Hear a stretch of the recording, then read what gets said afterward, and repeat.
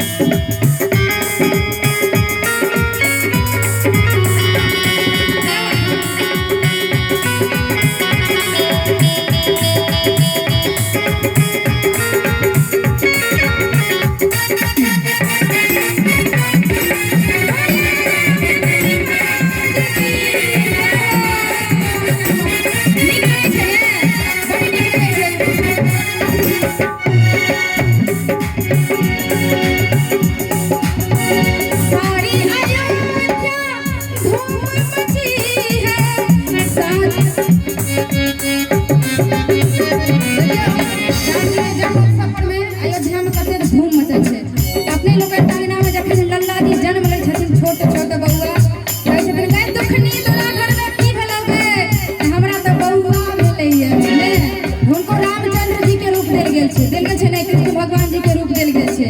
बड़ बढ़िया सब दाई माई सब बहिन दीदी भौजी काकी मम्मी नानी सब बड़ खुश रहे छथिन आ राम जी के जन्मदिन सब में लोगन खुश नहीं छिए से नहीं देखा टोटा फटी बजा के बोलिए राजा रामचंद्र जी महाराज की जय सारी अयोध्या धूम मची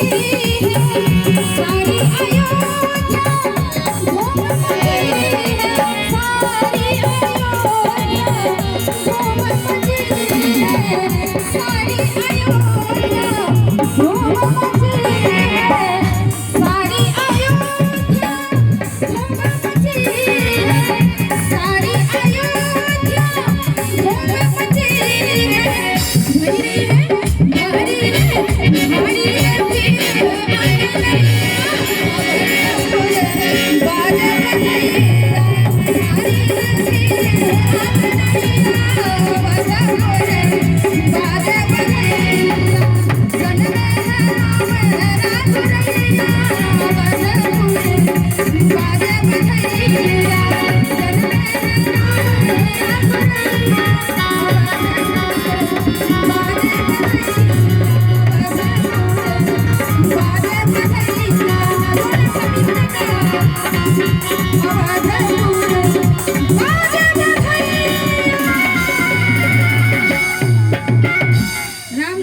जन्मदिन हैप्पी बर्थडे मनेली। एक बार सब क्यों कहियो तो